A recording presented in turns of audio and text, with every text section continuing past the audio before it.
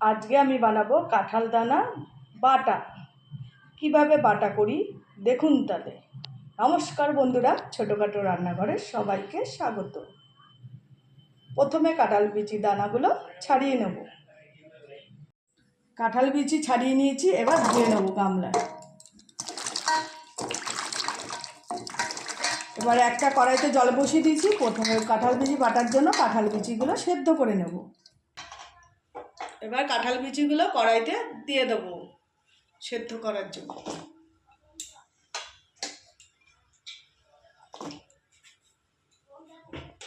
একটু লবণ দিয়ে দেবো যাতে কাঁঠাল বিচির মধ্যে একটু লবণটা ভালো ঢোকে, সেদ্ধটা তাড়াতাড়ি হবে।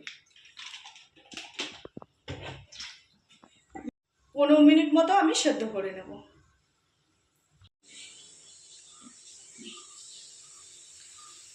কাঁঠাল বিচি আমার সেদ্ধ হয়ে গেছে, এবার আমি তুলে নেব।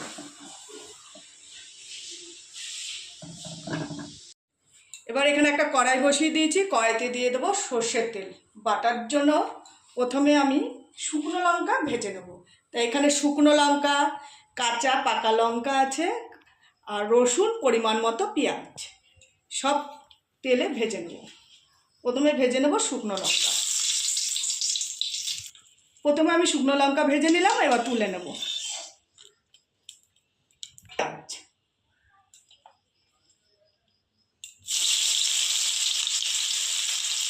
পেঁয়াজ আর কাঁচা পাকা লঙ্কা, আর এর সাথে দিয়ে দেবো রসুন।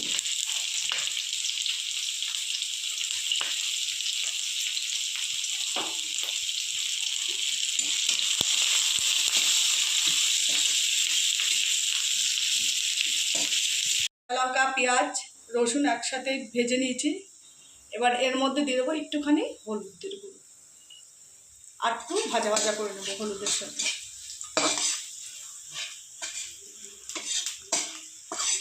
ভাজাচ্ছে, এবার তুলে নেব।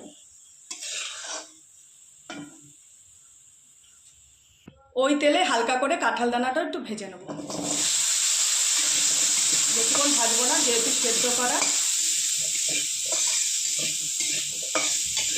ওটা ভেজে নিয়েছি, এবার তুলে নেব।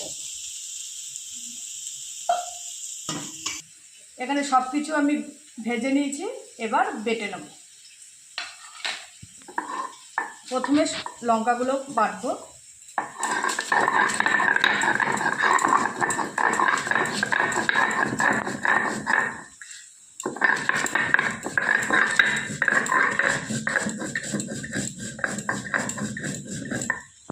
এবার দিয়ে দেবো কাঁঠালের দানা। কাঁঠালের দানাগুলো বেটে নেব।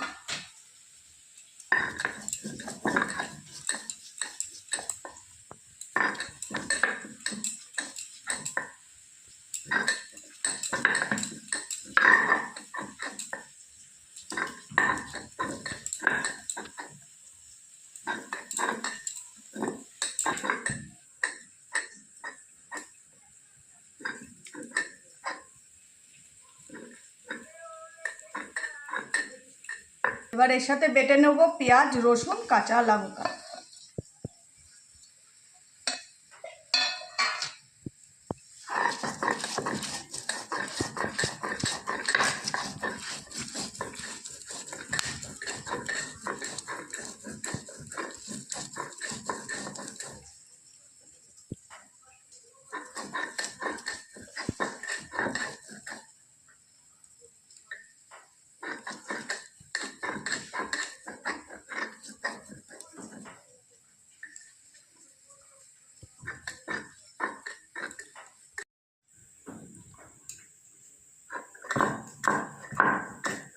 বন্ধুরা, কাঁঠাল দানা বাটা আমার হয়ে গেছে।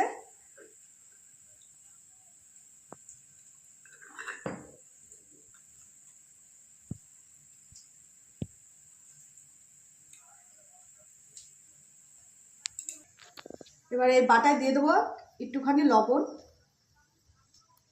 আর দিয়ে দেবো সর্ষের তেল।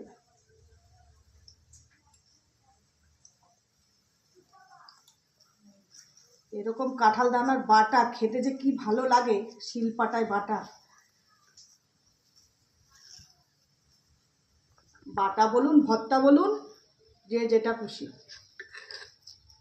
যেহেতু আমি সব ভেজে নিয়েছি, আমার আর এখন আর লাগবো না তেলে।